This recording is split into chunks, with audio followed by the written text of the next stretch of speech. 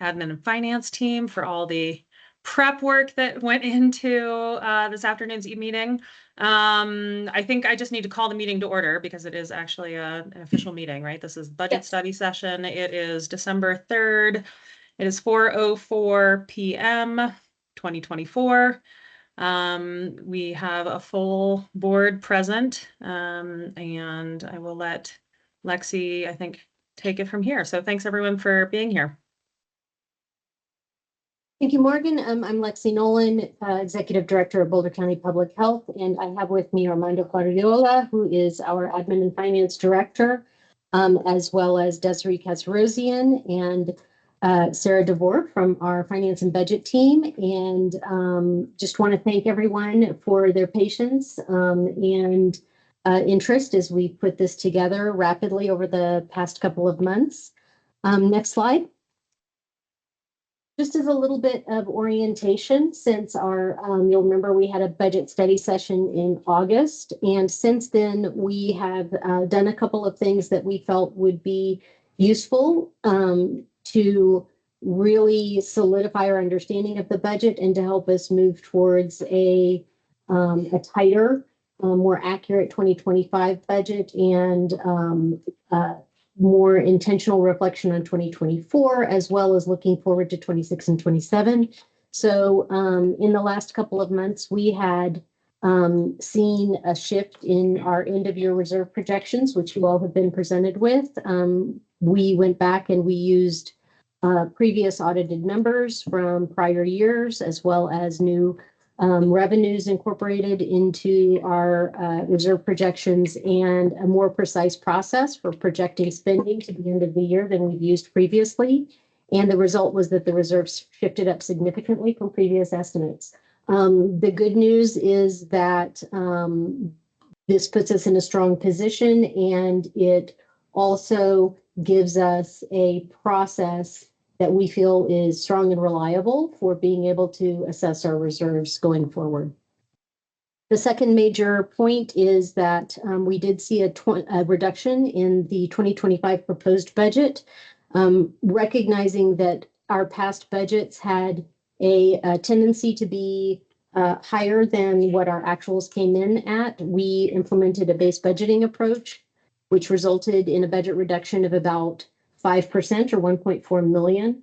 And Armando will talk a little bit more about this in a few minutes. And then finally, we did do some additional work on 2026 and 27, looking forward towards sustainability and projecting those budgets and reserves, along with the recognition that we are entering some uncertain policy and economic and financial landscapes. So we will need to have a more focused approach to budget sustainability and attention to maintaining a healthy reserve going forward in the future. So we will talk more about each of these. Next slide, please. And the structure for tonight is that we will look at, well, the purpose is to review this information with you all, make sure that we have answered your questions satisfactorily, and to get direction from you about the proposed 2025 recommended budget before we present you with a request to approve at the December 16th Board of Health meeting. So what we'll do tonight is take a look at the historical comparison of budget versus actuals over time, so you understand why we went strongly into a base budgeting approach. Look at that 24 budget overview, what we did to develop the 25 budget development and what that recommendation is looking like, the 26 preliminary outlook, and then addressing funding challenges in the future. And with that, I'm going to turn it over to Armando to provide, to get us started on the 2024 budget. Thank you. This evening's presentation is divided into 3 sections. To start, let's take a look at the past to gain a better understanding of our content for our 25 recommended base budget. By examining historical trends and data, we can provide a clear foundation for the decisions and adjustments made in the 25 budget. So I'm going to get started in really looking at the last 5 years. Next slide, please. So historically, if you look at the comparison on this slide, it compares 19 to 23, revealing trends that have shaped our approach to the 24 projections and also the recommended base budget for 25. If you look closely over the last 5 years, revenues have averaged about a 3% below budget when compared to actuals. And in expenditures, on the other hand, have averaged about a 10% under budget. So slightly inflated within our budgets. If you look at revenues and expenditures. If you look at in terms of actuals, revenues have shown an average increase about 8%. Keep in mind that does include some COVID. So obviously during the pandemic, that's where we're really seeing the rise in the revenues. But also with the expenditures, we've also have seen an average about a 7% annual rate increase within our own expenditures. And obviously that's also due to the pandemic. So these trends provide a valuable insight for aligning our projections and expectations moving forward. Next slide, please. So what I want to bring to your attention here is really the historical fund balance from 2019 to 2023. So if you review the fund balance in this area, we've considerably have grown year after year. In fact, it's increased by 21% annually if you average the 2019 to 2023. We've also added about 834,000 to the fund balance each year if you average from 19 to 23. The only year that we've seen a deficit was in 2021.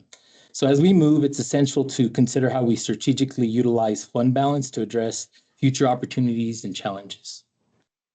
Next slide, please. Can I ask Yes. a operational question? Are we going to wait till the end of the section to discuss, or should we be asking questions as we go? You know, I'm open if you have questions as I complete the slide and address it. I think it'd be easier to address instead of going back. So if you have questions, I'm open to you know. Can we go back discuss. one slide? Most definitely. Okay, so I understand the expenditures going up because of COVID, but we're not projecting our expenditures to go down, correct? We have So not seen.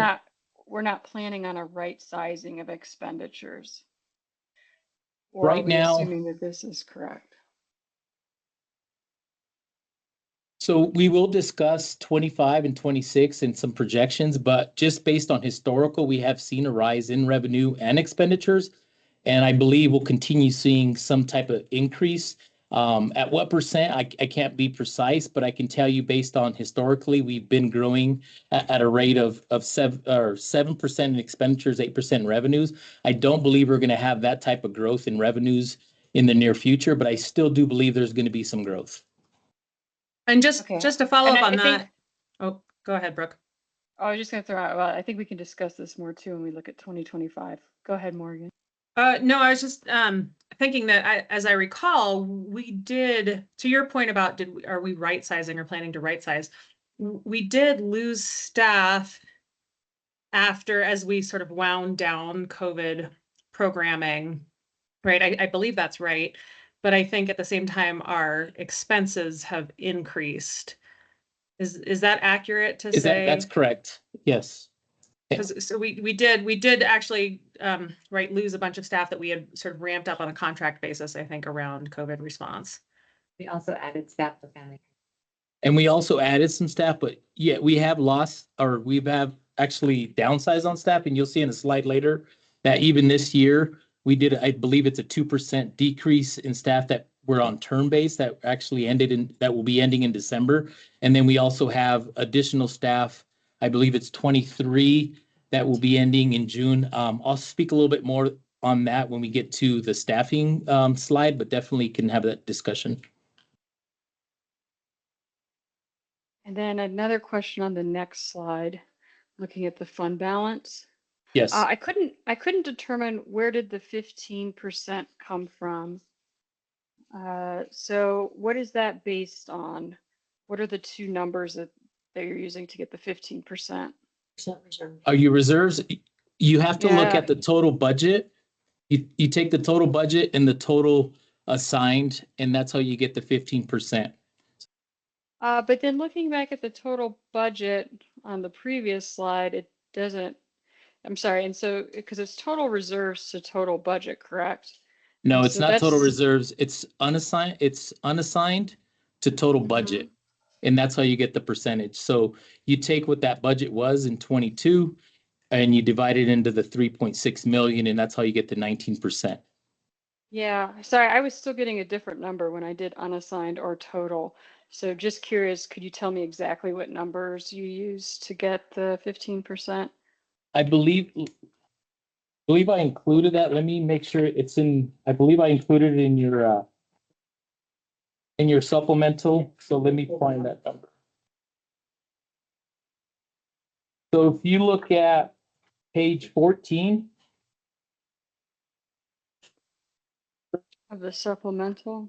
yep, and you go across to, you're talking about 23. There, yeah, Patrick, can you share that? No, I'm talking about, yeah, the last one, 23. Look at 23. If you take that 20, yeah, no, looks like this, page 14. Oh, mine did. Yeah. Page 14. And you take that assigned and divide that by the total expenses, that gives you that 15.3. Unassigned, sorry. Oh, so it's based on the expenses, Yep. correct? Yeah, I did it on that one. All right, I'll double check that. I did not get the same number you did. I'll double check. Go Yeah, ahead. no problem. And keep in mind, those are audited numbers, so they're part of the financials.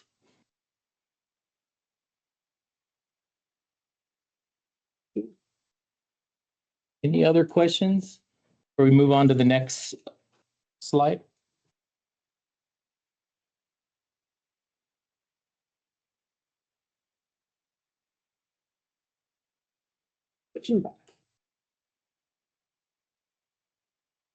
No, it started us at the beginning again.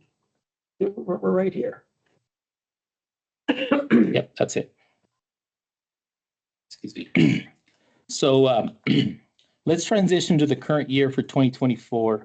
Based on the actuals and the 3-year average, we projected ending this year with 26,149,019 in revenue.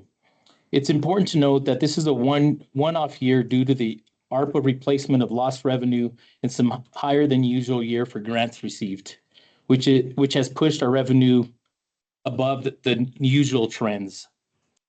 And also let's look at the expenditures. We projected ending this year with an approximately 23,109,696, about 2 million lower than the budgeted amount. This saving is primarily driven by the salary savings, budget reductions, and vacant positions. As we move forward, we'll focus on improving how we budget for both expenditures and revenues, ensuring greater accuracy and aligning with our actuals. Any questions on that slide? Sorry, Armando, before you move on, and we have a track of where the salary savings, like what positions are unfilled that we want to fill. Is that, I mean, I just remember this came up right in past meetings with the BOCC, the commissioners, about salary savings from vacancy. We do have that detailed. We don't have it detailed for this presentation. I didn't feel it was appropriate, but I do have those positions. I can almost go down to not exactly, but I can get pretty close to what that amount was in the savings. Just because it's a moving target, but most definitely we do have that list. That's great. And I agree with you. I don't think it's necessary for this, but I do think it's appropriate when we get further along. And I know you included this in the slides about, what positions would we like to hire for that we should count on that additional expenditure going forward? Absolutely. And also that also helped us as far as how we are doing our base budget and how we're actually budgeting for some of the salary positions as far as with workforce. And I'll go into a little bit more detail later on in the slides. Great. So, Armando, I also noticed that you had commented that we're out of alignment with GFOA best practice here for workforce. And when I looked up their best practices, it gave a pretty big range. So I'm not sure if we can explain away our salary benefits with a higher cost of living. Are we going to talk more about bringing that into alignment, or why we're opting not to later on? Yes, definitely. Unfortunately, there's not an easy fix. There's multiple strategies that we can get us back aligned. And keep in mind, it's just a recommended guideline. So, obviously every agency is different. But I would definitely say there's opportunity. I've had that discussion with Lexi, as far as, where should we be at? Because it is a big range. So we'll talk a little bit more. I do have an extra slide available that we can discuss, but I think there's opportunity for us to move towards that direction. Ultimately, where do we want to be? I think that's more of a discussion that we'd like to have with the board, because we can use different mechanisms to get us there. Yeah, and do we know then how we compare with other departments across the state? We don't we'd have to do a little bit more research. But I kind of have an idea. I did some quick research myself looking at some other agencies, but it's very hard to look at somebody that's very comparable to us. So that's why I did more of what is the guidelines to see where the percentages are. But I think once we get more information, I think we'd bring that back and have that discussion to see where do we want to be at. But just based on what you looked at and what you found in your quick search, how do we align? Are we still way over in our total percentage? So I looked at two of them, and they were running at 76 and one was running at 71. But the agencies, you can't really compare them. They were here in the state. So I'd be careful about saying, that's where we need to be aligned with. I think we really need to go back to, and look at our agency and see what is a good number. I think what the GOA does at least give us some buffer. For example, they say 50 to 70. And so, do we want to be within that range? Do we want to be higher? We also looked at other agencies that really depend more on grants versus we have a healthy, transfer from the county. So that also, we have to take that into factor when we look at that. So those are some of the things that I think I can't answer completely today, but I think we have enough information to maybe bring that back to have that discussion before we get to the 26. We'll be bringing that back early in 26. So I think that's important, a good discussion to have. Yeah, and I think that healthy transfer from the county is something we need to discuss a little bit later on too. Yeah. So part of what we want to talk about, and part of the reason we would like a little more time before we have this conversation, is that sometimes there are good reasons to have your salaries at a higher percentage under certain circumstances. So we just want to talk about the pros and cons, and then when we kind of start to get a feel for like what are we aiming for, what would be the strategy over time, because it does take a little bit of time to kind of shift the direction of those kinds of balance. Absolutely. I understand that there's retention and recruitment reasons as well. But I do think this is our study session. So I think it's a good place to start opening those conversations. I feel like in the past, we've avoided these types of conversations. And I think that now is a time to start putting it out there that we'd like to start to delve into this. Yeah, and that's perfect, Brooke, because what we are looking at is a retreat probably in February to talk about more budgeting issues going forward. That's great. Thank you. Any other questions on this slide? Okay. No, you're good. So as we wrap up the projection and revenue expenditures for the 2024, I think it's important that we start looking at the fund balance. This slide is very important. As you look, beginning of the 24 fiscal year, we started off our fund balance at 7,166,520, which equals a reserve of 15.3%. That's slightly, that's thanks to a higher revenue and lower expenditures that we initially budgeted. We anticipate adding about 3 million of surplus to our fund balance this year. So approximately 10.2 million in fund balance at the end of 2024. This means with this high increase, I believe there's opportunity for us to really look into the 25 budget and base budget and reset and hopefully start addressing how we can draw down on some of this fund balance by obviously looking at our operations. So I think there is some opportunity, but at the same time, I think it's good opportunity for us to move forward and really look at 26 and 27. Hey, Armando, this is a follow-up question to then the discussion we had, right, is that we're looking at the unassigned fund balance within the total fund balance as the sort of key, right, the most flexibility of what we can do because everything else is assigned. So out of that, if we're ending at 10 million, how much of that 10 million is unassigned, falls within unassigned? So if you go, we'll get to it in another slide, but I'll run down there and give you at least the number real quick without moving the slide forward. So we will have about 6.9 million in unassigned in 25. Okay, thank you. Uh-huh. I just think sometimes it can be misleading when we're referring to the total number instead of the unassigned, because if we're actually basing our percentages on the unassigned, then we should really focus on that. Absolutely. This is a very minor point, but thank you so much for having all of your numbers agree. And when I double checked, everything add up.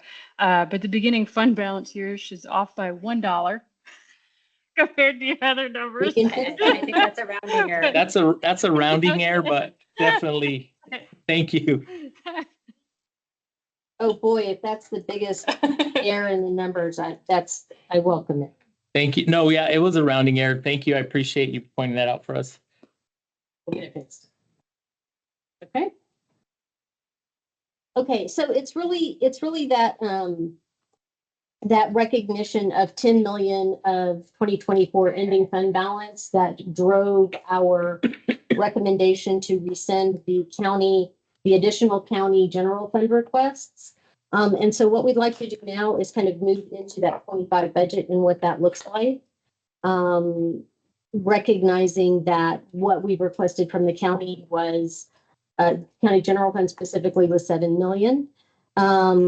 Sorry, Armando, you want to do a little bit of intro on part two? Sure. Let me give a little bit more back. So we just completed reviewing history. So now we're going to move on to our recommended base budget for 25. By leveraging the insights gained from our past behavior, we've shaped this budget to ensure it's aligned with our goals for sustainability, fiscal responsibility, and also looking into our strategic plan as we move forward. So I'm going to pass it on to Lexi to kind of start us off with part two, but then I'll follow up and give you the proposed budget for 25. Thanks. And really, this is just a quick update. We have heard back from the Office of Financial Management that the Board of County Commissioners rescheduled their budget resolution meeting from what was supposed to be today to December 11th. So they won't be formally adopting their budget until December 11th. But we have been in conversation with OFM and they have been instructed to load OpenGov according to the numbers on the slide. So that $7 million county transfer as our base from their general funds, a transfer of $708,555 from sustainability tax. This is something that that reduction is something that they gave us a heads up about several weeks ago. And so we've been working to figure out how we were going to absorb that reduction. One plan is to sunset our reservoir air quality monitoring program, which was $176,000 because it was an amazing, innovative policy decision-making driving effort when it was first taken up. And there is a lot more work in that space these days. And so we feel like we could better use resources in other areas. We'll also reduce our mobile ozone monitoring, which was a $35,000 cost expenditure. We'll just keep $3,000 to maintain 2 monitors for emergency actions. And then they also cut the Healthy Homes program, although I did hear that, that might be open for reconsideration next year. What I would like to recommend is to go ahead and provide the funding for 1 year. Since this is a nascent program, we'd like to do proof of concept. And the team is already applying for other grants to replace the funding.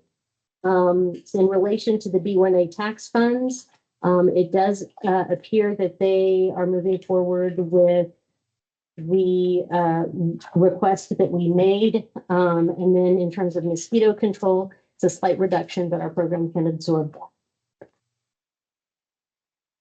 Okay, so we don't have that final recommendation, but this is our understanding based on communications with OFM. Any questions? Well, I just think that we need to have a backup plan in case something changes, so we're not scrambling because we have to pass our budget the following week, right? Right, so the day that on the 11th, they will do their budget resolution. And immediately following that, we have a meeting, a standing meeting with Morgan that can also include Brooke to comprise our budget subcommittee. We can give you a quick update, a debrief, as well as any thoughts in case we do need to shift strategy.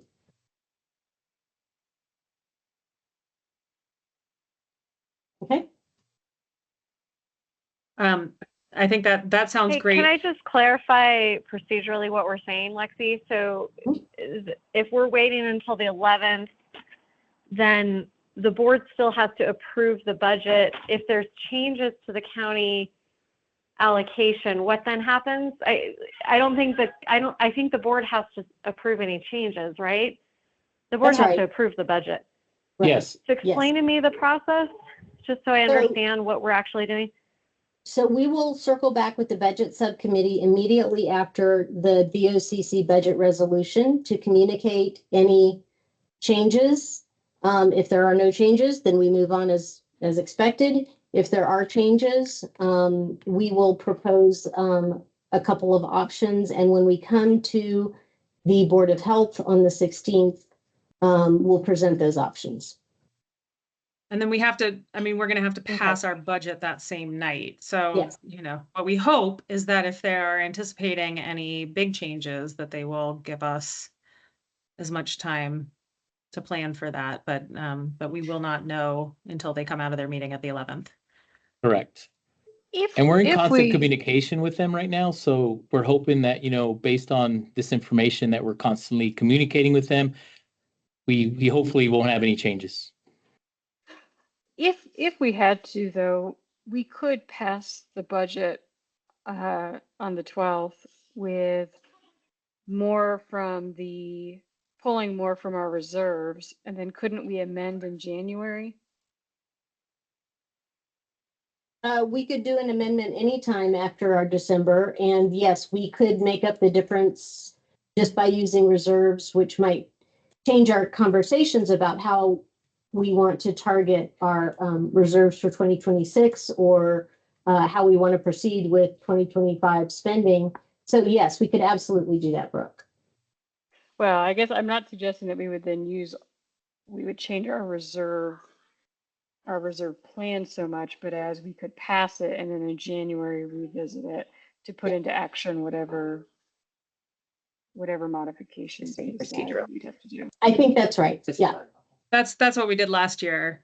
I again, like, I know we talked about this and it sounds like there just isn't a lot of options for changing the timeline, but it just feels like every year for us to go in with no idea about, 30% of our budget, or 25% of our budget feels like it's not a great process. So I don't know. I think we sort of explored this last year. I don't know if there are any openings for that, but it just feels like this fire drill, right? Every year where we're up against a very quick turnaround. If you'll remember, we actually moved our December Board of Health meeting later, specifically to try to accommodate for giving some space between the county's budget resolution and our need to pass a budget resolution. But unfortunately, some unforeseen things happened with the commissioners and they had to delay their budget resolution deadline. So I hear you, and we can continue to talk about that, including with the commissioners in the coming months. Perfect. So this year we adopted a base budget methodology, which focuses on creating more accurate and sustainable financial plans. I'm gonna give you a little bit of some 101 on base budgeting. So we started with a 3-year historical average as our baseline. We adjusted and made account to anything that is inflation and raising costs when we discussed it with within the divisions and programs. And then any adjustments we asked for justification. This was done slightly expedited, obviously, to try to accommodate this and making sure that we had a base budget for you tonight. The result is a lean and more focused budget that prioritizes maintaining critical services without relying heavily on reserves. As you can see, based on budget to budget, we did do a 5% decrease reduction on budget, which equated to about 1.4 million. So this approach is especially important for the 25 budget because we recognize that our previous budgets have historically been inflated. By adopting a base budgeting, we're taking a more disciplined approach to ensure fiscal sustainability moving forward. Any questions? Okay, next. So I just wanted to illustrate a little bit. So to develop the 25 base budget, we began with that 3-year historical analysis to identify trends and ensure accuracy, reviewed personal services and salary adjustments that refined priorities and reconsiderations initially were requested to the county for budget request. We obviously rescind those. We met with managers and directors, reviewed each division and program, and provided opportunities for appeal and justifications. Today, we'll be presenting the 25 budget that reflects all this collaboration and presenting a lean budget today. Sorry, can I ask a quick clarifying question? Yes. What falls under the priorities and exceptions? I can't remember if that was in the assumptions. No, so the priority exceptions was actually, if you recall, we originally submitted 3 budget requests that were priorities 1, 2, and 3. In a normal year, we wouldn't have this little box on your base budget. Our base budget would be operational expenses and personal services, and then we'd have one time on an ideal base budget. Unfortunately, we withdrew those 3 priorities and we needed to address them for operations. And so what we did is we brought those forward and actually reassess them and prioritize them and ultimately move them forward as part of the base budget. And then also looked at the 3-year historical to true that up and making sure that we're more accurate with our budget. Got it. Thank you.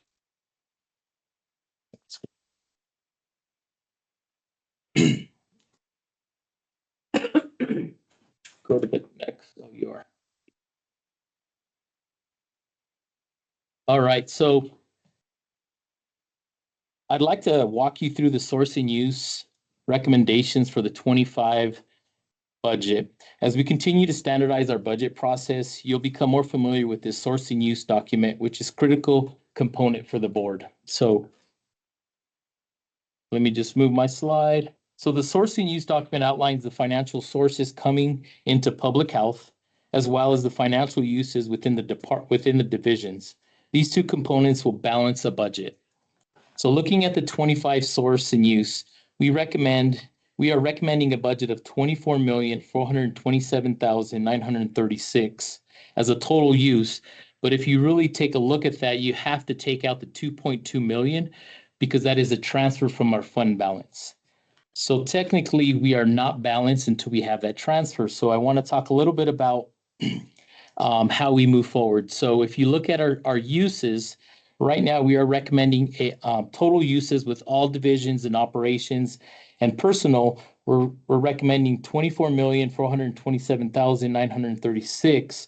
And that both includes personnel and operational. To balance it, we need a transfer of 2.2 million from our fund balance, which is Fund 162. And so if you take a look at it, we have no surplus, but we do have we have a balanced budget. So this is ultimately is your source and use. And this year's base budget that we are presenting, we are asking for an approved budget of 24,427,936. Very high level for this group to actually look at what the cost and the expenditures to run public health based on our divisions.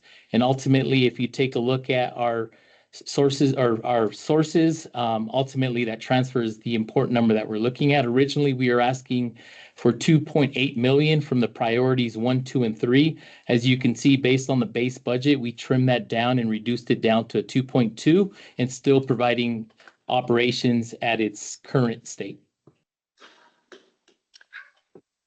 So Armando, so when I looked at the average over the past 3 years, this is still an increase of about 1.5 million over the average for the last 3 years. That's correct. And is that so? Based on the new budgeting assumptions, where is that 1.5 million increase coming from? Is that mostly the cost of living, the salary increases It is and in benefits personnel. increases? So it's in Okay. personnel. We can break it down. It's primarily, that was one of the first things that I looked at when I met with the team and looked at the analysis. And obviously there's a couple. So one of them is obviously looking at the personnel and the inflation on the salaries, right? The other is we looked at, we have some bilingual pay. We also have, let me grab we have market adjustments. So we have personnel reflects, so we have cost of living adjustments, which is our COLA. We have merit adjustments. We have market and bilingual pay adjustments, which almost totaled 841,000. So that alone was the biggest chunk of why you're seeing that increase. Just for reference, the bilingual pay and the market adjustments were, and the COLA merit, well, the COLA is set at the county. And so public health follows suit with those adjustments. So we don't necessarily always have decision-making control over those changes, but they do affect our budgets.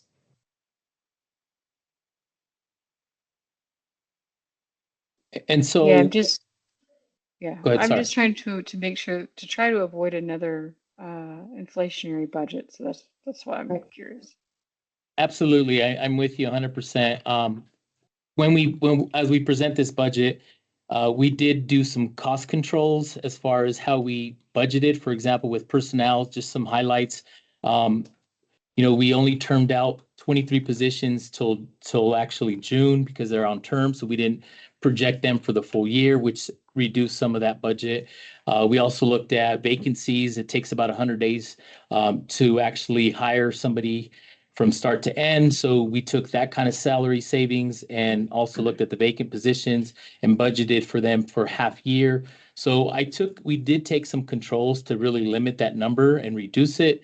Right now, that right now that's as lean as possible for 2025. I have a question. Yes.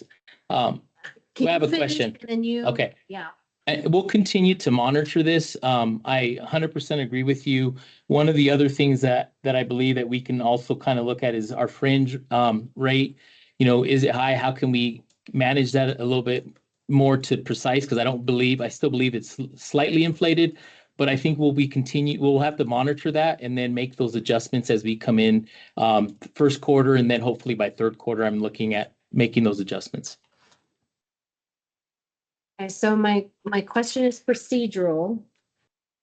The fund balance is an estimate of what we project, but we wouldn't actually put it into Oracle or anything until the. It's already in there. Happens in Oracle automatically, so January 1st it rolls. Okay, So that's how it works. It's a system. It's in the system. it's already there. Okay. Yeah, but it becomes official into the fund balance first. The addition. Thank you. Any questions before we move on? I'll be bringing this source and use. It's an important document. It's a very high level document to this group as we do more, as we continue with budgets. So just get familiar with it. I'm really looking to really not use as much fund balance to balance our budget. So we'll have to, strategically move forward on looking at operations and core, what was I saying? Sorry. Go ahead. For position. Yeah, core positions. No questions?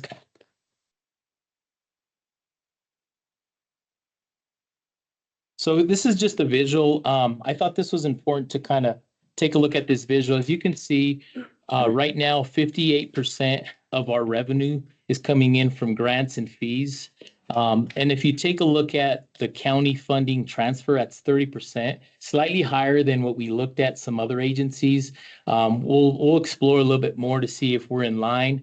But I believe It's also lower than a number of agencies. Okay. Yeah. The ones we looked at were in the metro, but yeah. So that's important. Also, the reserve is the number that I really want y'all to look at. Right now, to balance our budget, it's taking out 99% of our source and use, or our sources to balance our budget. Questions on that? How consistent Armando, is that? I'm Go sorry, ahead, this Lindy. is Lindy. Can you clarify the reserve percentage then as a result? As a result, well, right now to balance our budget, right now the 2.2 is being made up of 9% to balance our budget. Is that the question? Am I hearing that correctly? No, what is a reserve percentage? To balance it, hold on, I'll get that for you. 17, right? Just a moment. Let me go to that slide.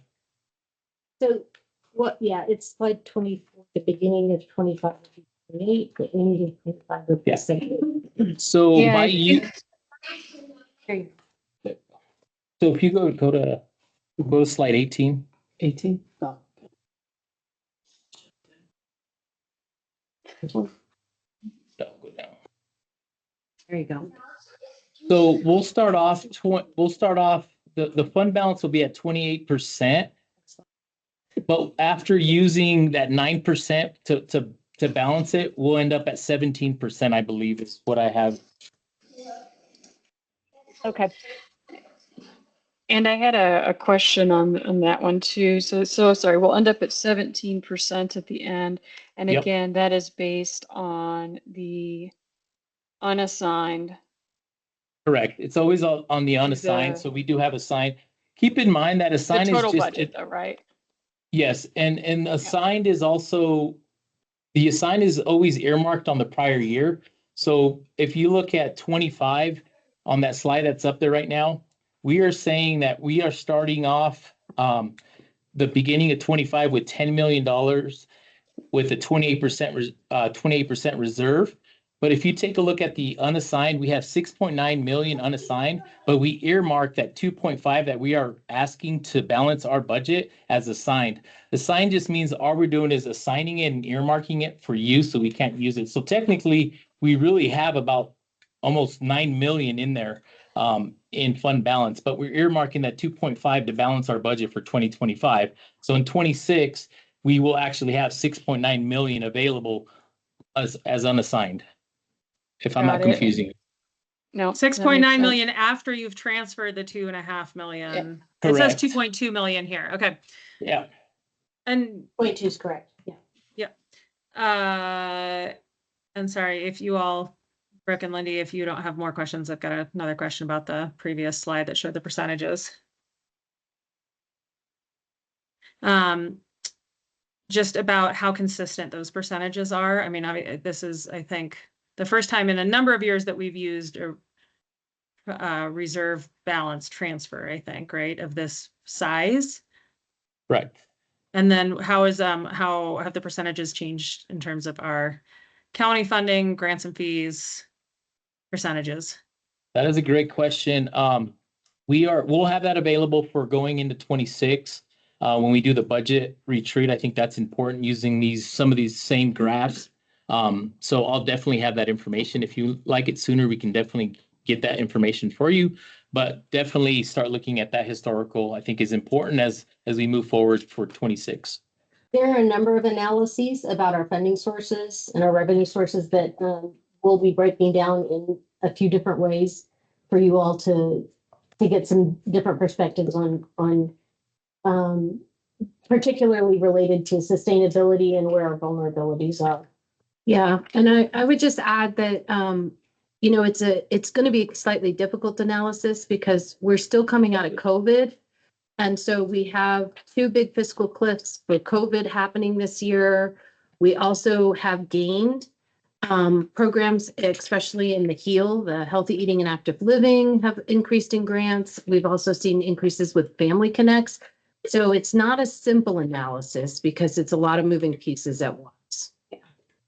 Right. No, I understand that. I mean, I just know that we got in an unanticipated $2 million at the end of last year. So I Yeah. think what my point is that if we're thinking about the sustainability, right, and the long-term requests to keep going back to the fund balance, you know, how might we be dependent upon the fund balance if that grant number in particular is changing year over year? No, absolutely. I think those analyses will be helpful to make some decisions. So definitely bring those forward. Are you okay with bringing those for the budget retreat in February, or do you need those sooner? Is the question. I think that's, I mean, I don't need it between now and really the end of the year, but I do think it needs to be part of our discussion later on in this presentation, because I think we're looking at several years out. I know not necessarily to pass the budget for 25, but I think there's other slides going forward, right, where you're making projections about what we would use from our reserve balance, and I think that needs to be discussed. Okay.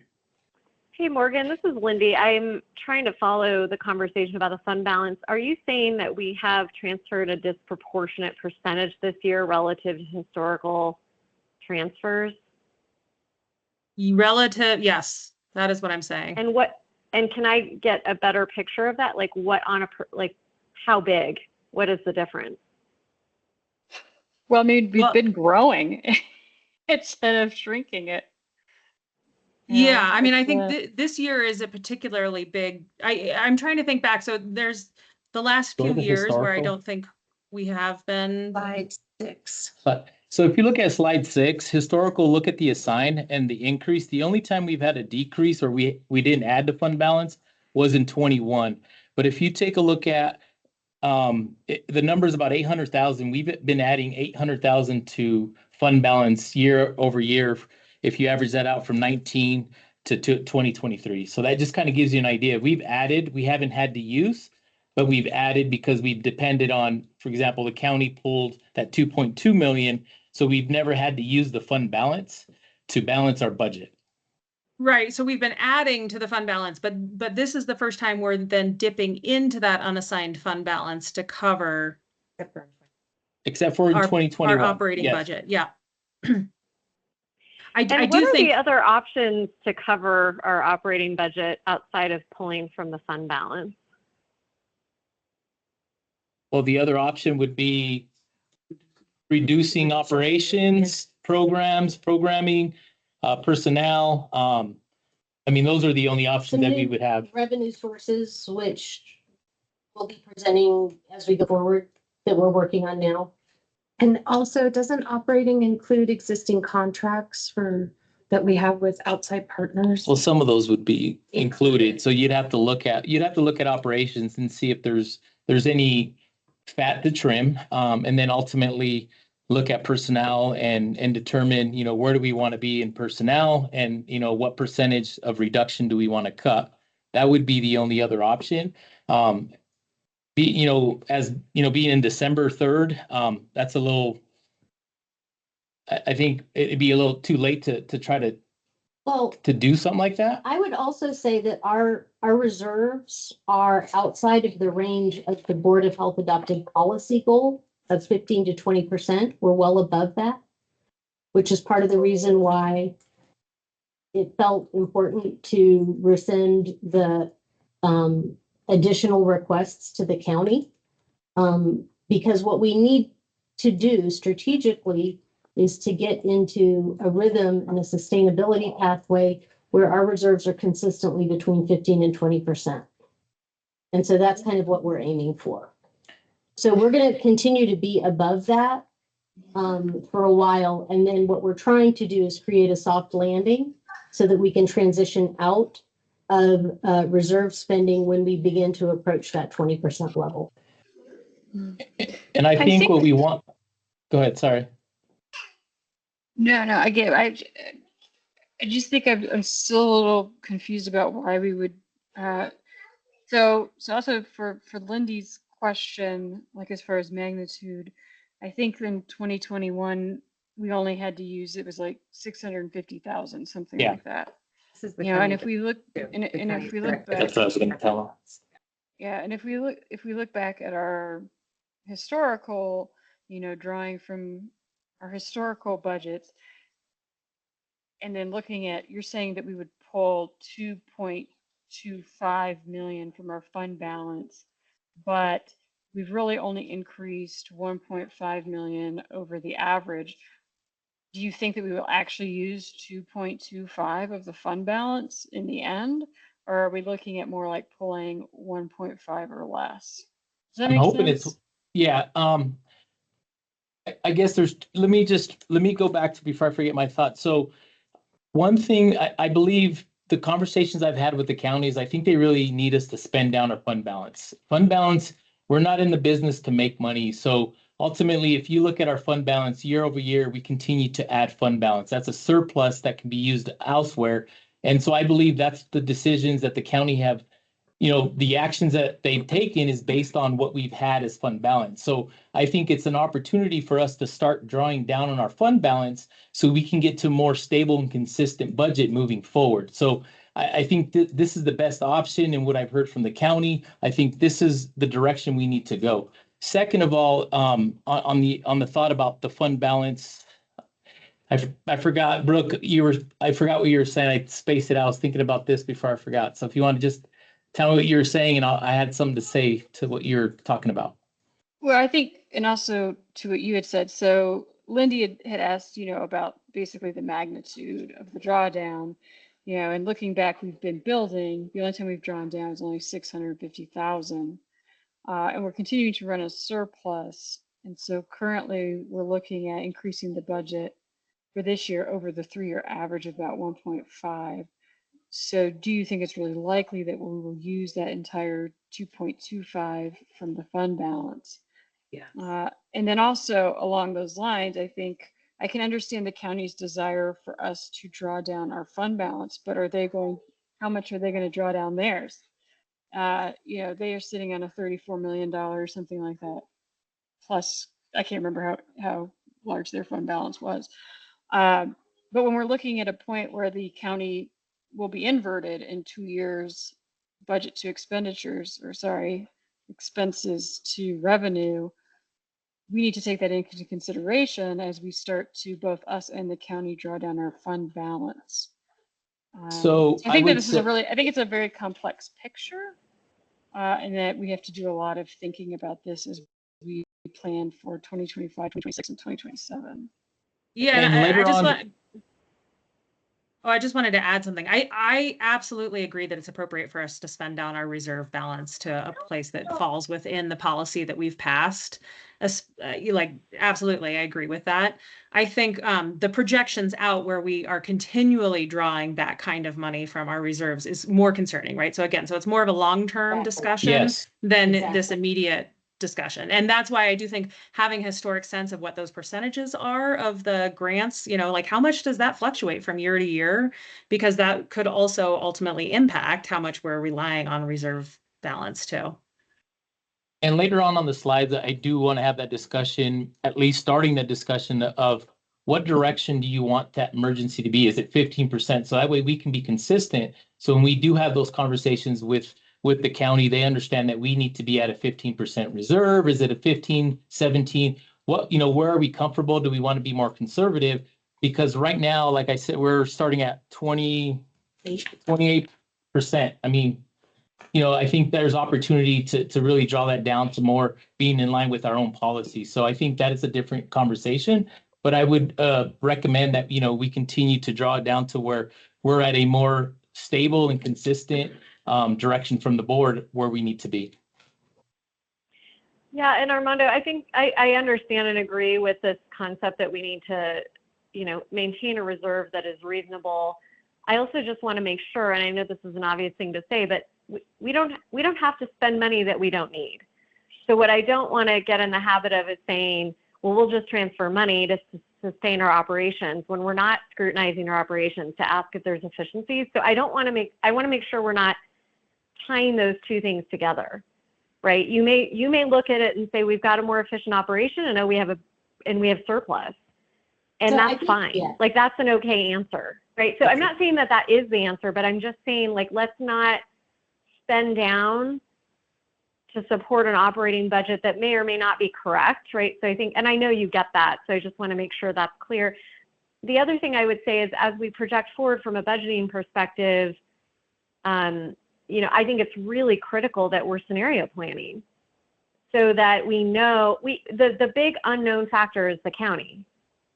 And so we need to plan on different scenarios and potentially other funding sources, but it would be interesting to look at, 3 or 4 different scenarios, from dire to we've got too much and we give it back and everything in between. But I think we're too dependent upon waiting for the county to tell us the answer. And I think we should be prepared one way or the other to, for our budget, depending on what the county does. But it's not just the county. Does that make sense? This is like what budget planning is, right? You have to have Absolutely. scenario-based planning. I just wanted to respond to a couple of things real quick. And Lindy, I think you're exactly right. I mean, I think, the question is, okay, we recognize that we're in a transitional space right now where we are really gaining clarity about what we have, what our resources are, and having to kind of adjust on the fly, for instance, with the county to be responsible stewards. The question of, will we spend that reserve down this year? Part of what gives us confidence that we will spend it down this year is that we just went through this pretty intentional process of base budgeting, which was based on actuals.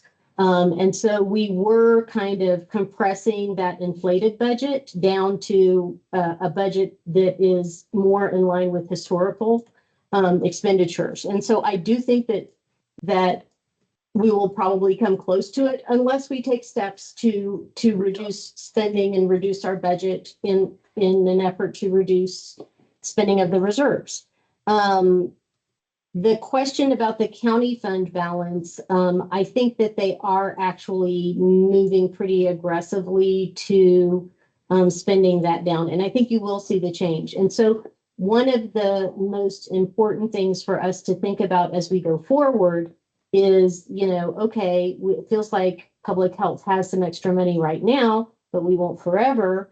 And the county has some money now, but they won't forever. We want to make sure that we are using a strategic budget process in strong communication with the county so that they understand that we have these funds now, but we're going to need some of those funds back in the not very distant future. And it may be at a time when it doesn't feel convenient. So we want to make sure that we're actively communicating our budget needs for the future without, just saying, okay, we are, we're going to be at 7 million forever, because I don't think that was the intention.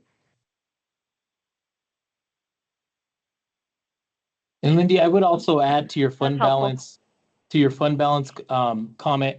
I agree 100%. We should not be using fund balance. We should not get into that practice. And unfortunately, we're in a situation where we have this surplus. And so I think we need to get it down to a more acceptable or a reasonable fund balance, so that way we can work with our partners. But ultimately, we should not be get into the practice of using our fund balance. It really should be that reserve and that emergency. And moving forward, that's the strategic, initiative that we're trying to get to. But, it's going to take some time. It's probably going to take a year or two to get us to where we need to. And then there's all these other uncertainties that are are going to affect how we make these decisions that we'll bring to the board.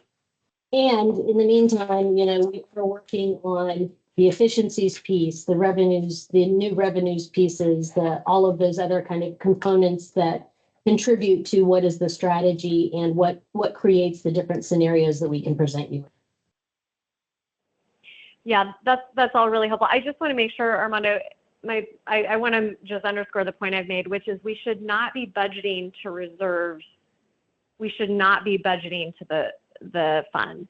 We should be budgeting to what we think we need to run a successful agency.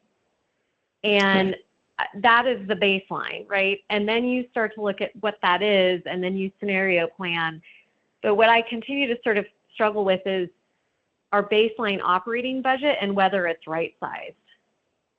And Right. so my question to you is, in the materials that you shared, is there information for the Board of Health around where we're spending our money for 2025 as we project forward and the rationale? Next. Just real quick, Lindy, I don't think that we were budgeting to spend our reserves. I think what happened was we had a certain amount of requests to the county above that $7 million base that were core public health positions that we had intentionally looked at, reviewed, and our assessment is that those positions are core public health positions that we need going forward. And so when we looked at the potential of not getting that funding, what we were looking at is how are we going to fund these core public health positions, recognizing that the county probably was not going to give us the additional requests. And that was the basis for the additional reserve spending, was what was needed to support those core public health positions. That's not to say that we won't continue to reassess what are our core public health positions going forward. We will. But I want to assure you that we're not, there's no intention here to spend the reserves for its own sake. Right. That's really helpful. I think, Lexi, what I'm still struggling with as a board member is understanding the connection between the agency strategy and the operating budget and where we are prioritizing our time and effort as an agency and where the money is going and why.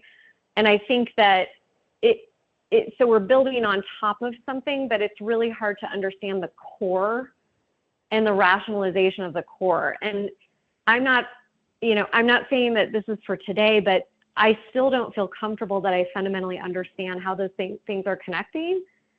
And I think it's really important that we're able to articulate our priorities as an agency, including populations that we're focused on, volumes of populations that we're focused on, and how that then impacts our budget.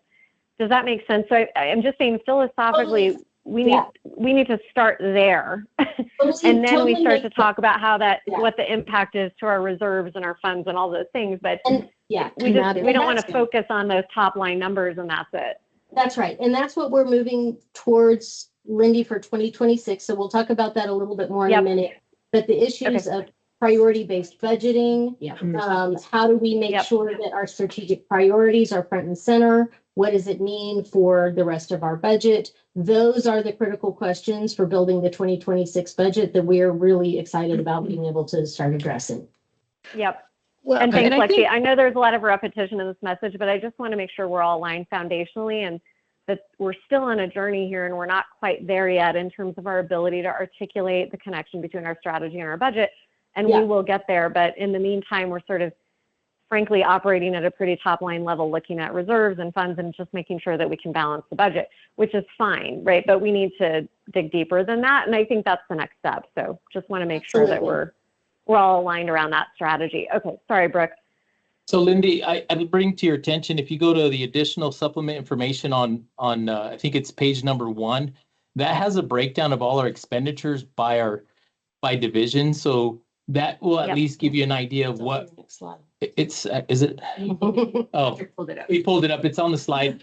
that really gives you an idea of the spendings based on budget and actual. I think that at least gives you an idea, is it in line with our strategic plan? I think that's an opportunity that we want to move into when we start looking at 26. We should be in line with our priorities and strategic plan, and obviously move our resources to, what is priority. So at least this gives you the historical of where our spending is, and then ultimately you can compare that to what we're presenting for the 25 base budget. Yep. Thanks, Armando. Uh-huh.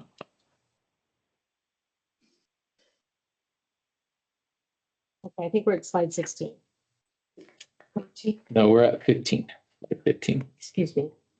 Yeah, and to follow up from Lindy, so I had basically the same prioritization question a few slides later, but I think more so than just aligning the strategic plan with the budget is something a little more fundamental and specific. I know that over the last year, when we thought that things were going to need to be cut, was rigorous prioritization of specific programs done? And is it existing? So should we see a bigger shortfall after December 11th than we think? Is that work already done so that we can quickly go in and make some adjustments? So Was that what we done this did, year?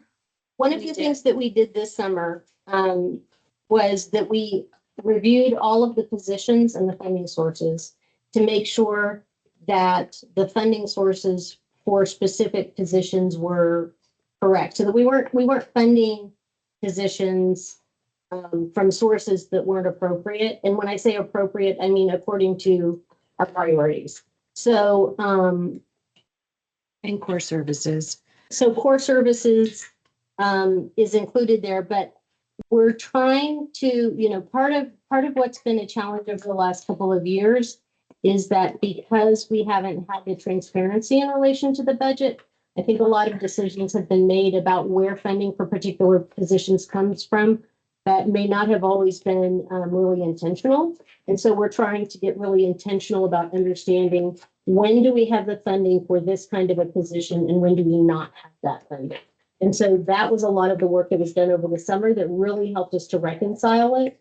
And now part of the process that we're going through is really making sure that we're clear with programs about what the expectations are going forward in terms of what they can rely on the agency to support and where do we really expect positions to be funded by grants.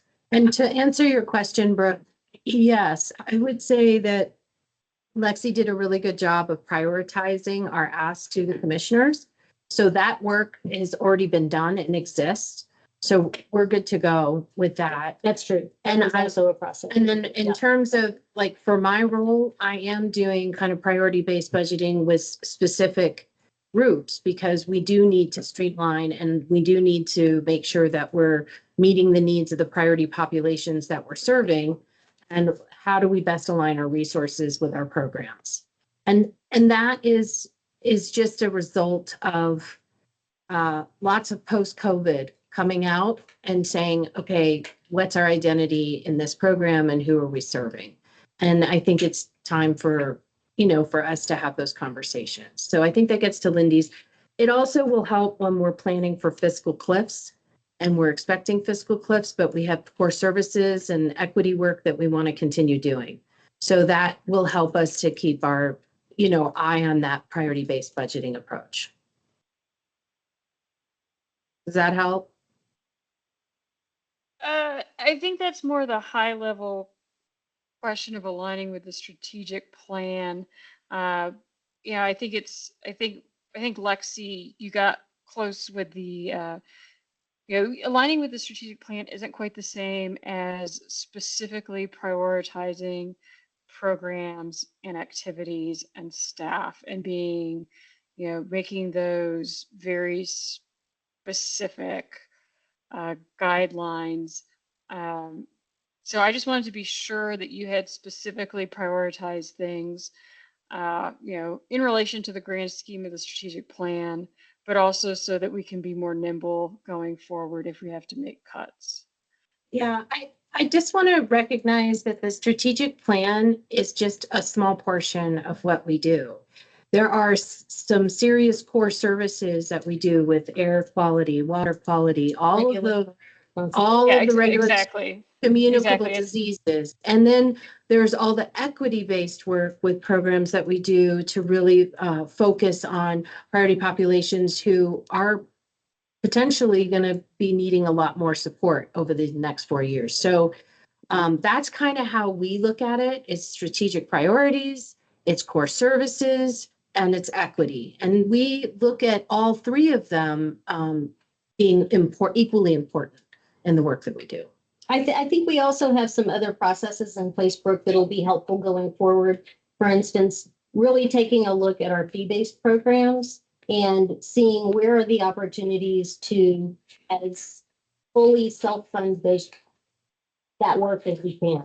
And I think that one of the opportunities that I am hoping that we will explore in the coming year is really introducing new technology for efficiencies so that as our population in Boulder County grows, we don't continue to have increased staffing needs, but we can actually really begin to achieve some economies of scale by using technology better. So there's some of those kind of side projects that we're doing that will also affect, what we see as the right sizing of teams and what the appropriate funding sources are and how do we put this massive puzzle together. Yeah, and I mean, Yeah, and it's great to see things as all being equal, but you have to prioritize. If the budget is cut, core bet. services does got to stay, right? I mean, so that's what I'm asking about, is the very specific prioritization, because everything can't be equal, because then you can't cut anything. So Yeah, and Brooke, I totally agree with that. I think just to get on the same page in terms of vernacular, I think the strategic plan is an input into priority-based budgeting. I also think, Lexi, we need a document as a board that articulates exactly what we're talking about, which is where our organizational priorities are, right? And then how that feeds into the budget. So maybe the answer is the strategic plan is not the complete picture, but we do need to have a complete picture somewhere that talks about how we're thinking about our priorities and as an agency, and then what the funding needs are as a result, comprehensively, not just in piece parts, which again, I know that you guys are orienting to for 26, but that it's critical because, I mean, we may need to make some really tough decisions, as we all know, in another year. Maybe we won't, but we need to be ready for that. And oh, by the way, we shouldn't be just dependent on external forces for our decisions. We should also be making decisions for ourselves that are good for this agency one way or the other. And good for the agency isn't always spending more money. So I think, okay. All right, let's move on to expenditures. Like previously, obviously, you saw the uses. This table represents the breakdown of divisions for the 25 recommended base budget on expenditures. This base budget, as you can see, has been decreased from the prior 24 budget by about 5%, 1.4 million. What I want to highlight here is if you look at the proposed 25 budget for expenditures, it's allocated at a 21 or 81% for personnel and 19% for operations. I didn't obviously put that in a percentage in there, but I want you to take a look at that personnel and operations. And you're looking at the total, and that's how you're getting that split, the 81-21. So as we continue to improve efficiencies and work toward a more sustainable budget, our goal is to move more towards a 70 personnel, 30% operational split. Obviously, bringing this to the board for further discussion. And like I said, this is obviously based on just guidelines, industry guidelines for public health, and it's all based on the GAO and their best practices for public health. So something that I would definitely at least put out there and have that discussion, I think, coming in for our retreat in 2025.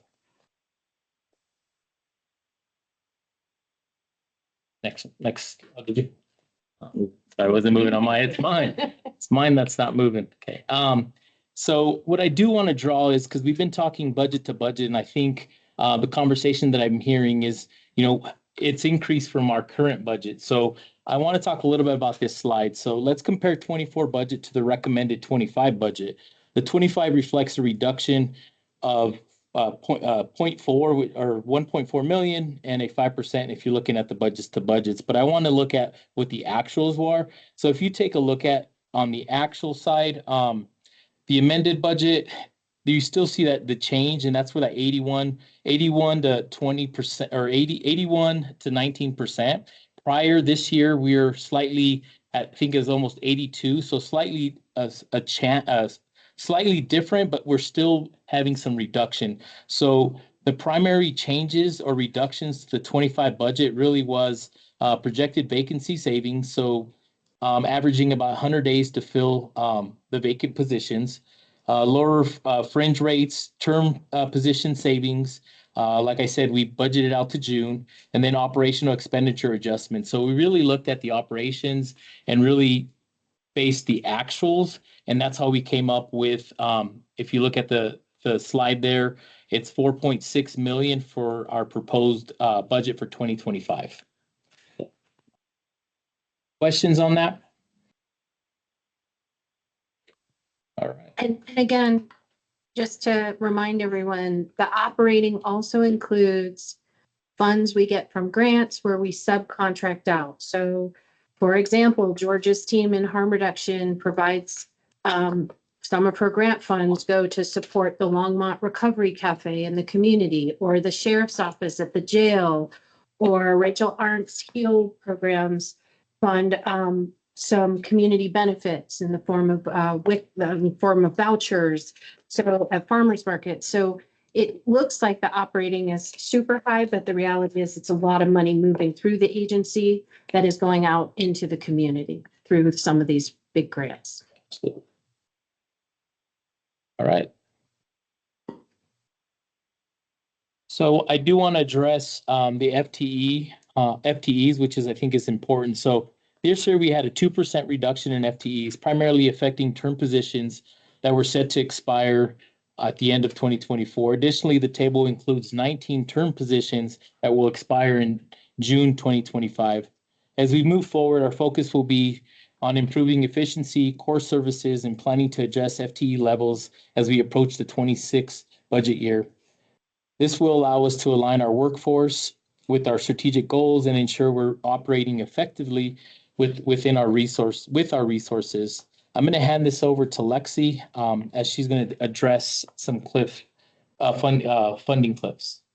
So it's just a quick mention. We're not going to go into any detail, but just to let you know, we are tracking our FTE going forward in relation to the priority-based budgeting, in relation to right people, right funding source, in relation to our upcoming funding cliffs in a couple of areas, even as we're working on revenues to replace the more important areas of those funding cliffs.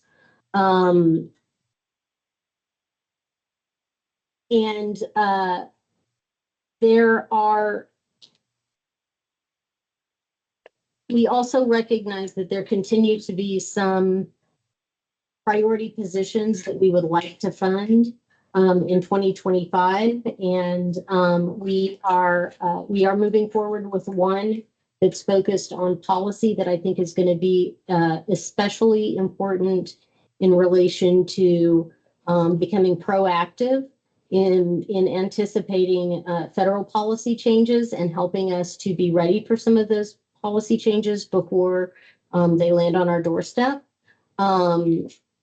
And I think that will actually be money well spent for us as a public health department, given some of the challenges, and also ties into some of the staffing needs that are very clear and evident in our strategic plan needs, in terms of we don't have any positions right now that are advancing policy work, and there's a lot of policy work that we are trying that we're centering in the strategic plan and in our agency sustainability and stability strategy. Excellent. Just to say that. But what you'll see from this slide is just that we are continuing to kind of reduce Mature. our staffing overall, even as we see, some programs have significant new independent revenue sources and have expanded over the last couple of years, but we are still we're moving towards a downward staffing level. Okay. Nice. So now let's take a look at the 25 fund balance projections. We project that we'll start the 25 fiscal year with a fund balance of 10,205,843, which will provide us a reserve of 28.4%. If all projections go as planned, we believe that we'll end the 25 fiscal year with a fund balance of 7.9 million, using the 2.2 million from the fund balance to balance the budget and ending our reserves at 17% at the end of 2025. As I mentioned earlier, you can refer that to the sourcing use on the previous pages to kind of outline that 2.5 that we'll be using to balance our budget. Hey, Armando, just a clarification question because I can't remember. The restricted funds, is that a percentage or is that based on specific funding streams? That is a percentage that's done at the Percentage. end when we do the audits. Yes, That's what I it's thought. usually 3 to 5%. But I can't recall what this one was, but it's usually 3 to 5%. I thought it was a percentage, I just couldn't remember. Okay. Yeah.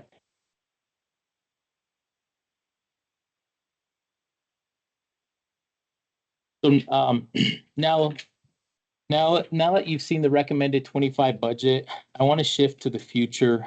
Before we move on and really discussing some scenarios and additional uncertainties, I guess I want to ask, is there any questions on the 25 base budget before we move on to 26 and 27? Because 26 and 27 there's a lot of assumptions, and I just want to make sure that I've answered the questions for 25. Okay. Next slide. All right, so I'm going to go as fast as I can with these, but just making sure that I address some of our challenges that we see coming for 26 and 27. So as you look at 25 and beyond, we'll face several funding challenges. We have 19 grant-funded term positions budgeted till June 25th, with extensions possible if new grants are secured. We're requesting the reinstatement of the county general fund for 26 and 27 to cover the 2.3 million in costs. We're also addressing ARPA funding cliffs in mental and behavioral health and family connects, and working to secure new revenue. Other challenges include a proposed 20,000 per capita reduction and a 336,601 decrease in the sustainability tax, which may lead to discontinuing the air monitoring. And we will use reserves for the Healthy Homes program while seeking grants or reinstating funds. We're actively planning to ensure long-term sustainability.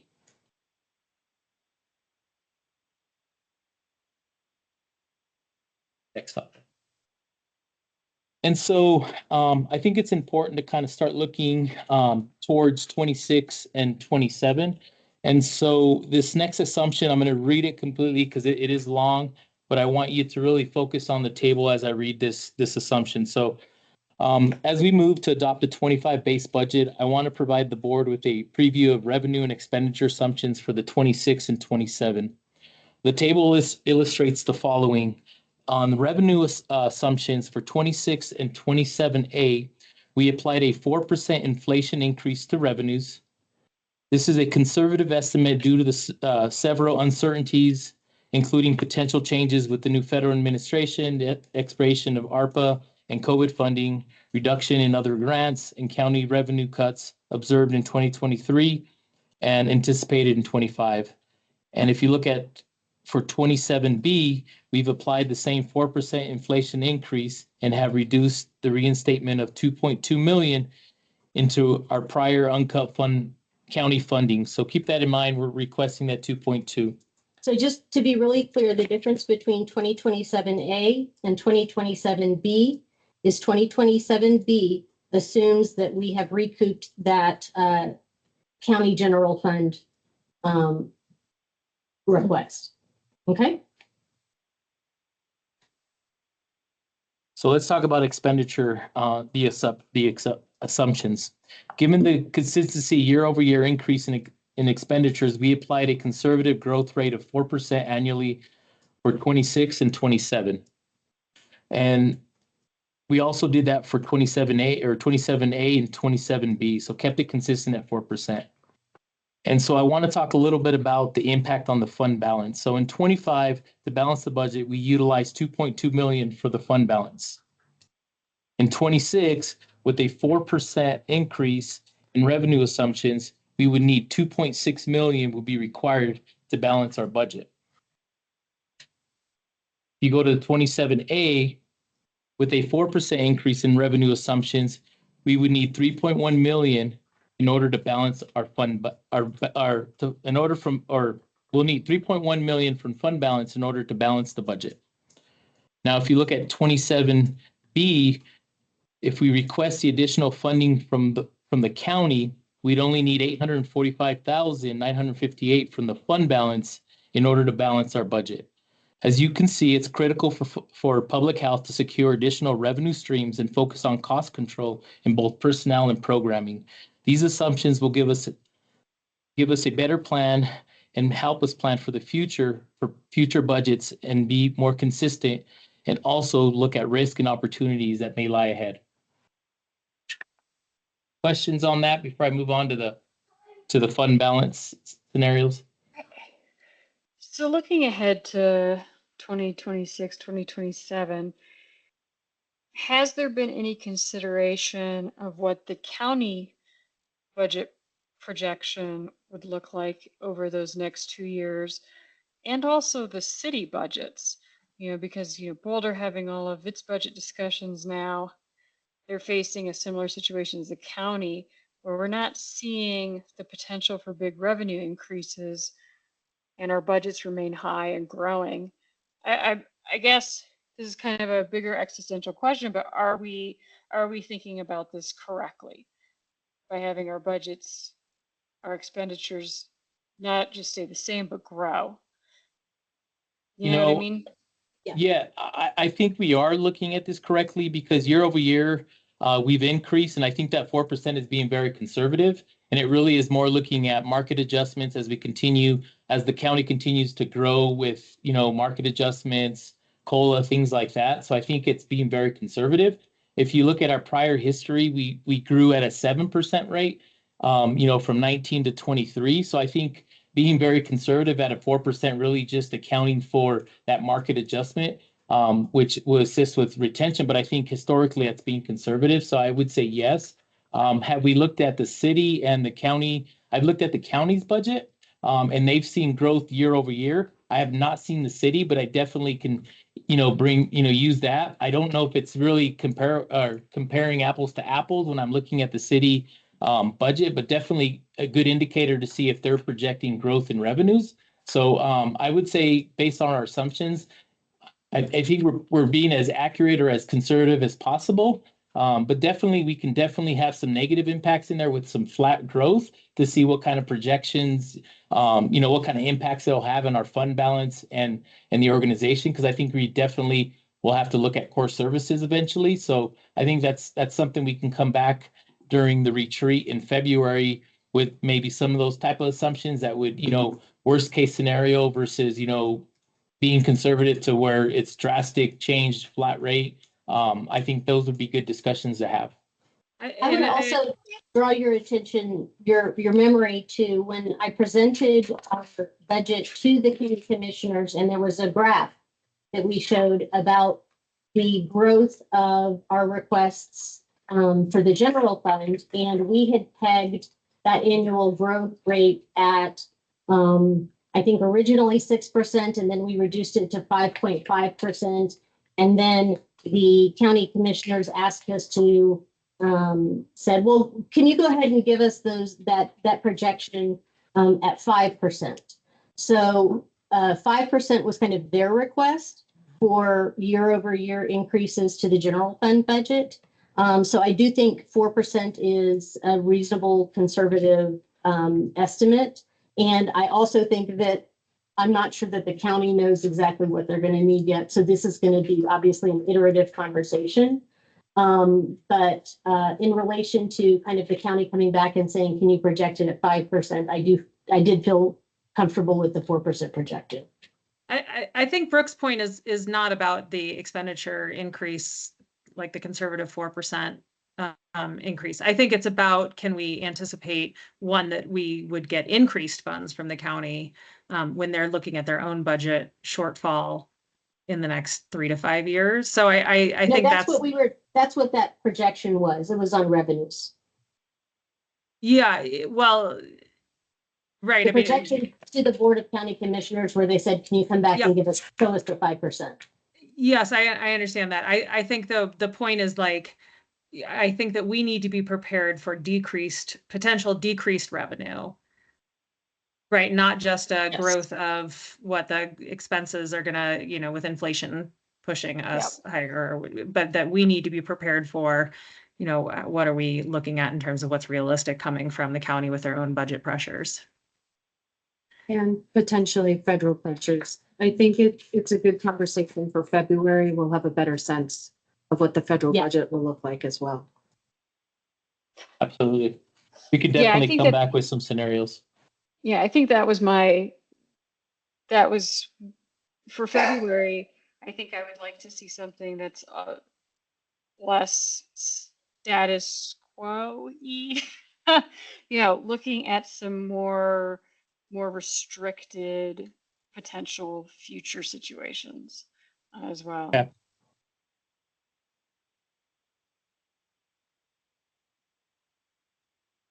So just to add a little bit to that assumption on projections for 25, 26, 27A and 27B, the impacts on fund balance, I think this really illustrates the impact. So if you take a look at 25, obviously we're starting off the year with 28.4% reserve. If you look at 26, with the assumptions, we're looking at 14.8. But I really want you to draw your attention to 27A and 27B. It is definitely going to be critical for us to really look at, for example, in A, that 5.2 would be a drastic change in our reserves. So ultimately looking at either different types of revenue streams, looking at our operations, core services, I think we want to be prepared before we have to go to that route. And then ultimately, based on your recommendation for February, we'll also take a look at, a flat rate of growth based on revenues, which ultimately will even take that number, that 5.2% even lower. So that is important that we start addressing is having those discussions here in February. If you look at the 27B, I've been in talks with the county and really trying to establish that relationship to where we're going to be coming back with some leverage to ask for this. I use that based on the communication that I've had with the county. So as you can see, even if we did at least get some of that back from what originally was our original budget, we're still looking at 13.9%. So I think that is a discussion that we really need to have with the board to see what, where are we comfortable with at that percent? Because then that will also draw some of the strategic initiatives that we're going to have to do to either look at operations, personnel, what services are we providing and what services are we not providing if we're not going to have additional revenue streams coming in. Sorry, Armando, quick question. The percentage of unassigned, is that showing at the beginning of each year, or is that what we would end with once we do a transfer? That's the beginning of each year. So if you take a look at like this year, we're starting off with, that 10 million or unassigned the 6.9 million for 25. Okay, great. Thank you.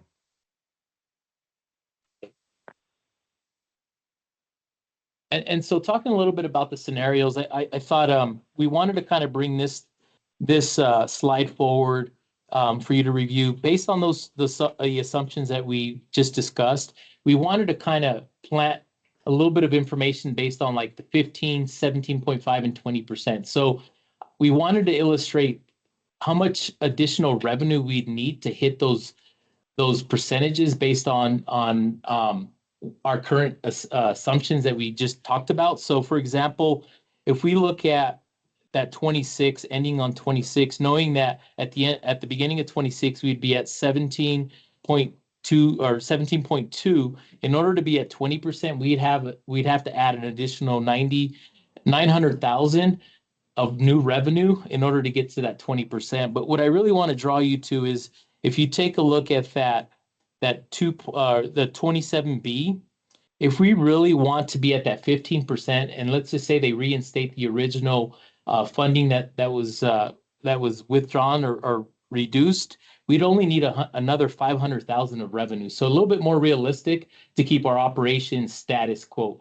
I'm not saying that's where we need to be, but I just want to illustrate, the amount of additional revenue we'd need to be at certain levels of reserve percentages. So I think that's a good illustration to say, where do we want to be at when we have that discussion about policy or percentage of revenue or reserve policy?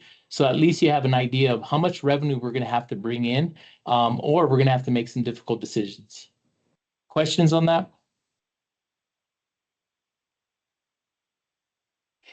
Not really a question, but just, we did, within the last year, we had our discussion around the reserves, the prudent reserve.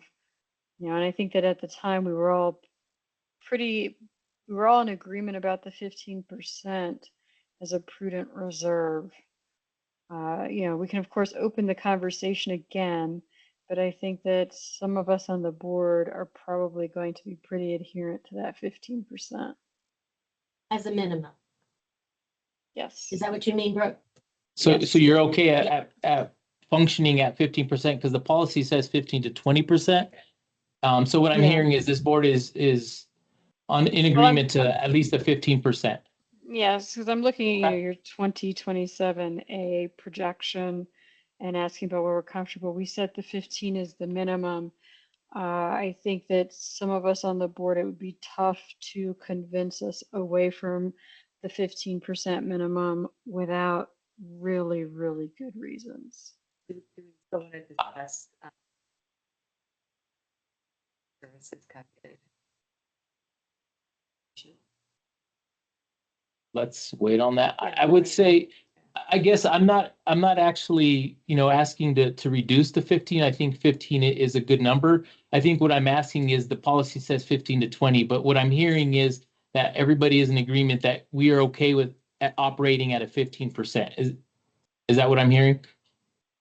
Well, because you had said this is a conversation that we need to have going forward about our policy as you present 2027A, which puts us at 5.3% of a reserve. So just in thinking about the presentation in February, I think it's unlikely that the board majority will go for a plan that would potentially put us at 5.3%. Does No. that make Completely sense? agree. I agree, we're yeah. on the same page. Yeah. I'm more referencing, and the fact that we would have to draw, 2.8 more of revenue to get to 15%. It's probably not a scenario. I'm just saying for February, it might need to have some thinking around that prioritization that we Well, were and keep in- discussing to see, I think we're completely on the same page, Brooke, and keep in mind that's for 2027. And so Yeah. what we want to start doing is thinking about 2027, even in 25, recognizing that things will shift a little. But the purpose of the chart was really to show you kind of the starting point, and then that 15, 17, 5, and 20% were really, those are our targets according to our reserves policies that we would be aiming for, and just kind of give you a little bit of a sense of what it would take to achieve those. No, I get it. And so what I'm saying is that going into the February meeting where we are discussing future years and budget planning, that is, I think that's what I'm trying to get at, where we might need to envision more austere futures. Right. And if we want to stay at 15% in our reserve, what would we have to do to get there? And that Perfect, also yeah. ties back to what Lindy and I were talking about with the prioritization. Where would Exactly. we see cuts? That's what I'm asking for February. Absolutely. Yeah.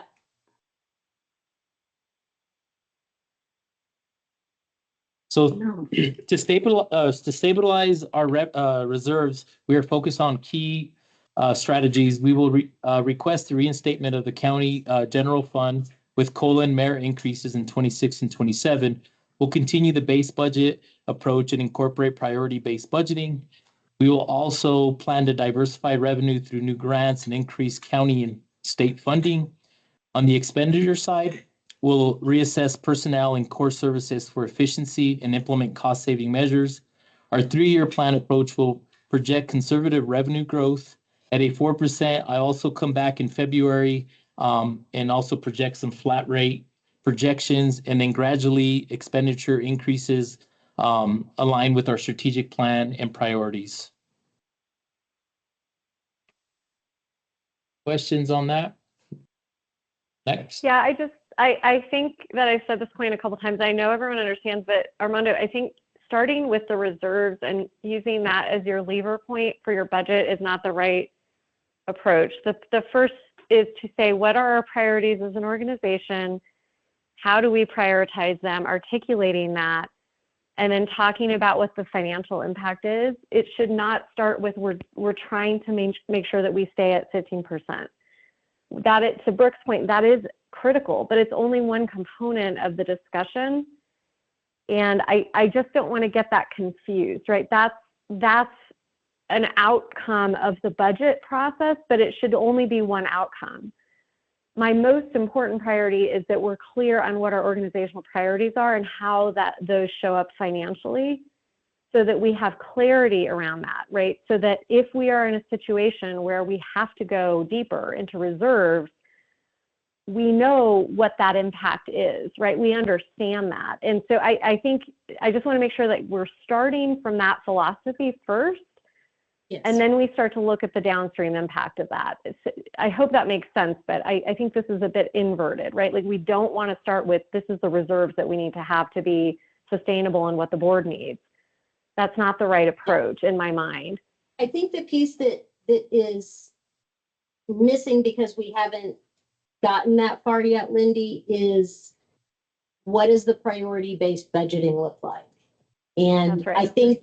I think when we can start there and begin to say, you know, these are the high level priorities, these are medium level priorities, these are lower priorities, then we'll be able to kind of generate a conversation around, you know, what level of community service are we willing to cut back on, or, you know, what investments do we need to make to really maximize the contribution to the community. I think those are some of the conversations that are missing right now, just because we haven't gotten there yet.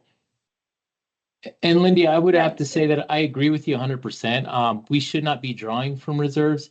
Unfortunately, in the situation that we're currently, we need to draw from reserves, and it's not building a budget based on our reserves. So I want to be clear. I completely agree with you. We should not be discussing reserves. Reserves are there for the emergency. We should be, you know, it's almost living within our own means without using the reserve. So I completely 100% agree with you. I'm just concerned that after we draw down, we are going to have to really look at reserves. But ultimately, when we budget, we should be looking at our priority and obviously the strategic plan priority and core services. So I do agree with you 100%. Yeah, and totally understand you want to factor that into as you're looking at this, Armando, holistically. But if we can't walk away to say these are the priority populations, and at our core, these are the things we must do for our community, no questions asked. Yeah.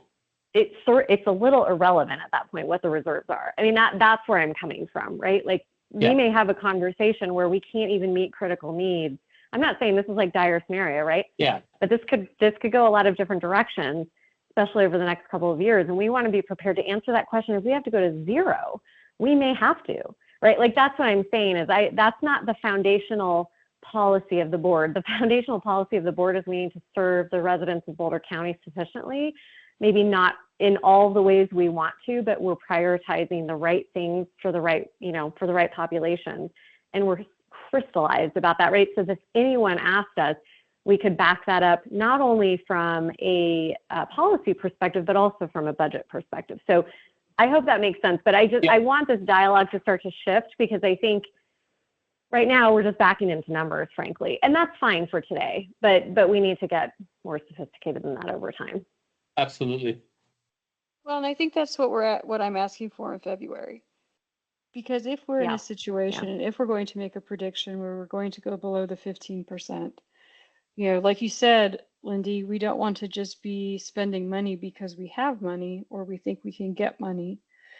So having a very specific prioritization of services, of specific programs and services, Yeah. so that we can say, if we had to cut back to these 5 services, we must maintain these services. And I think that Yeah.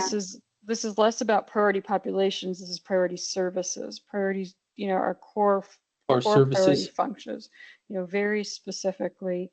And then everything else on top of that, then going beyond that, then it becomes, we should maintain 15% unless we can justify very strongly that we are going to cut necessary services to the community, basic public health functions. And I think that prioritization process is what we were hoping the Resource X priority-based budgeting over the summer was going to provide us with. But it really didn't. And so that's why it's taking a bit longer to get into the space of talking about priority-based budgeting, is because we're going to have to do it ourselves. And I think it's absolutely an important and critical conversation with the board, to be in agreement on what is the priority work of Boulder County Public Health. And Lexi, I don't want to speak for the whole board, but from my position, I think the board would agree with this. Any resources you and Armando need to get this done, we are supportive. This is a #1 priority for the board. We only have a few select priorities as a board, and this is very clearly one of them. So if you need to bring external resources in, if you need additional staffing support, whatever that is, I think we need to have that conversation, because this is so critical. And as we all know, it's going to become more critical over the next couple of years for reasons I don't need to articulate in this room, but we just need to be prepared for a variety of different scenarios. And Lindy, I would say that in February, we are starting the whole budget process a lot earlier, and I think that's important. So I think we have enough notes and a lot of information that we'll be bringing back, and we'll continue to work with the board to see, what additional information you need. But I feel comfortable starting early.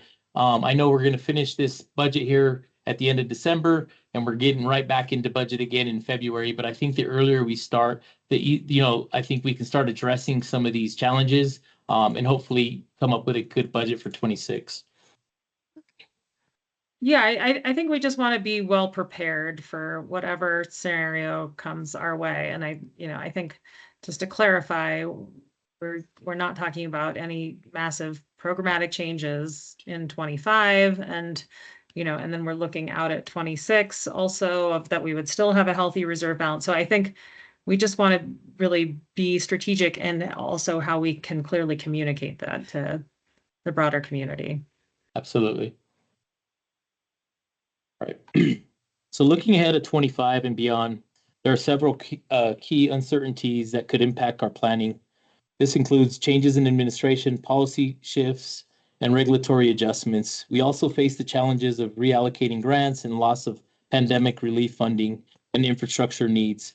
Economic pressures, such as inflation and potential revenue reductions, may increase demand for services. Furthermore, workforce capacity and retention issues could affect our ability to meet future needs. These factors will shape our approach as we move forward. We just wanted to bring these uncertainties forward as we continue our discussions here in February, and we start looking at budgets in 26 and 27.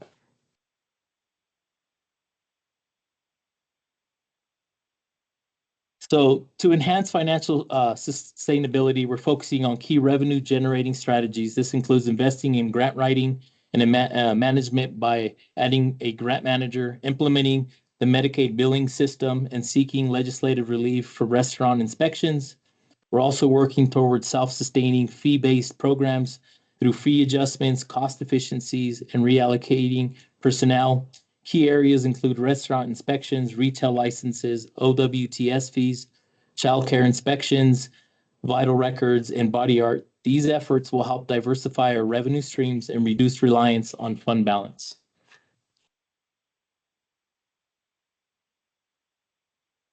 So as we move forward with the proposed 25 budget, we have a few key questions for the board. I believe we really have one. I think I got a little bit of guidance in regards to the reserve. What I heard is I think everybody is in agreement that it's a 15%, that we should be working off of 15%. And Lindy, I did hear you. That's not the way we want to budget, but at least to have an understanding of where we want to be with the reserves.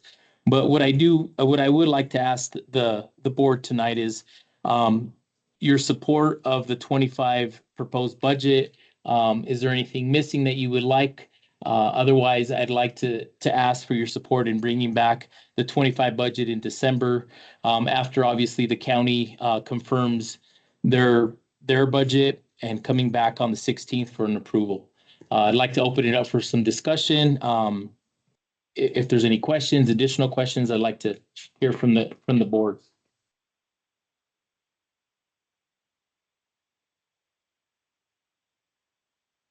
I just want to say thank you for all of your work, Armando. I checked the numbers, everything matched. I was able to follow it. I appreciated the extra commentary, and I very much appreciated the specific responses to all of our questions with references for where to find it. So I think that, for me, the 2025 budget, based on this study session, is thorough, and I'm very comfortable with it. Thank you. Yeah, and this is Lindy. Same comment, Armando. Thank you so much for your presentation tonight and the prep beforehand. You've done an excellent job articulating this and also answering our various and sundry questions tonight. So thank you for that.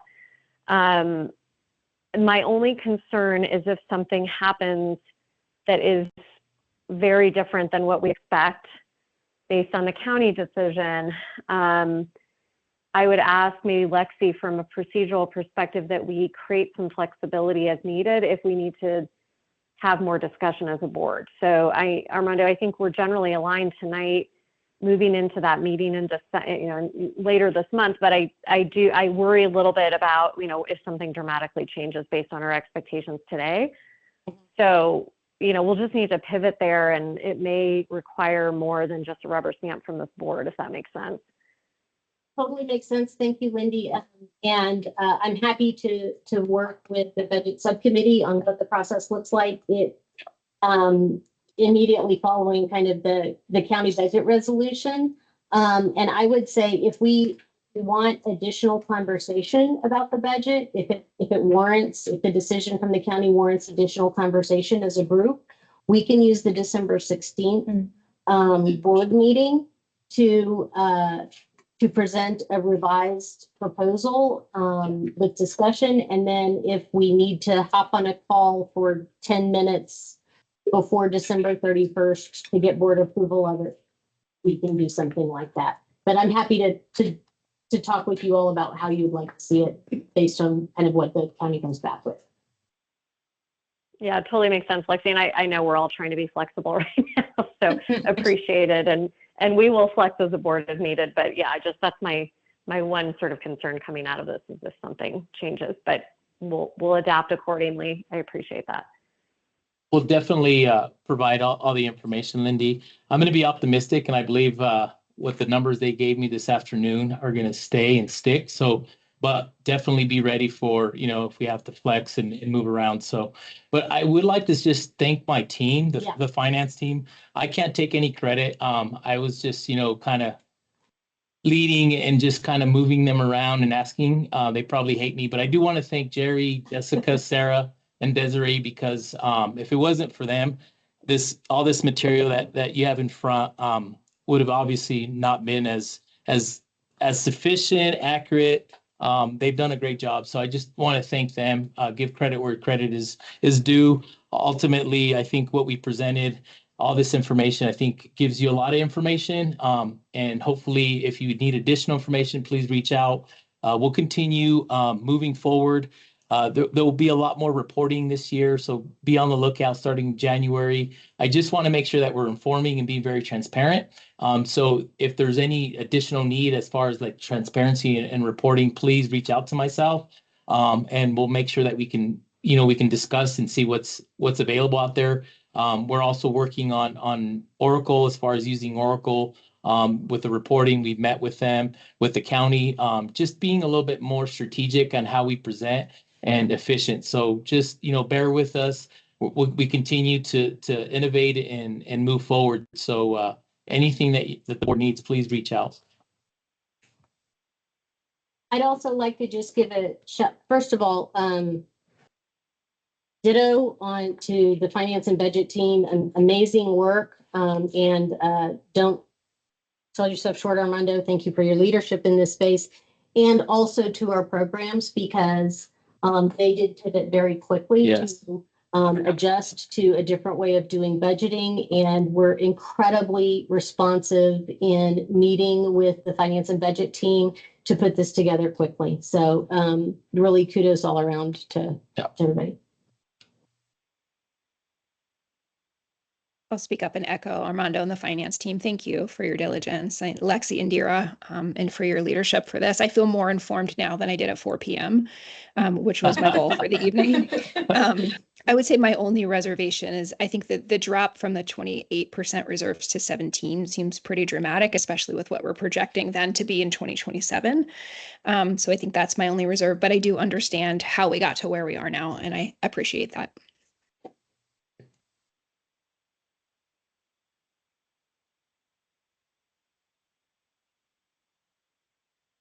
Do we need to adjourn? Do we officially need an adjournment?